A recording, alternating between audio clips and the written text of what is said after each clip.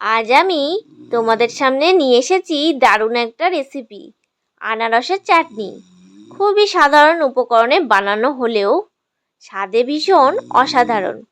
তাই দেরি না করে চলো একসাথে দেখে নিই কিভাবে বানাতে হয়। প্রথমে আমরা নেব তাজা আনারস। এরপর একে ছোট ছোট টুকরো করে কেটে নেব।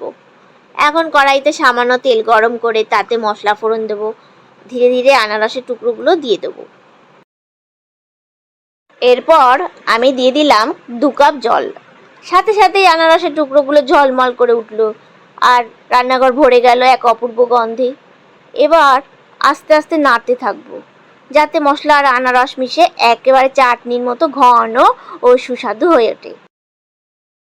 এবার স্বাদ অনুযায়ী পরিমাণ মতো চিনি দিয়ে নেব। এরপর আনারসগুলো ভালো করে নেড়ে মিশিয়ে নেব। আনারসগুলো ঠিকভাবে সিদ্ধ হয়েছে কিনা তা নিশ্চিত হতে মাঝে মাঝে ঢাকনা খুলে দেখে নিতে হবে। আনারস প্রায় তৈরি হয়ে এসেছে। বাড়িতে অবশ্যই ট্রাই করে দেখো। আর তোমাদের কেমন লাগলো সেটা কমেন্টে জানাতে ভুলো না। তোমাদের মতামত আমার কাছে অনেক গুরুত্বপূর্ণ।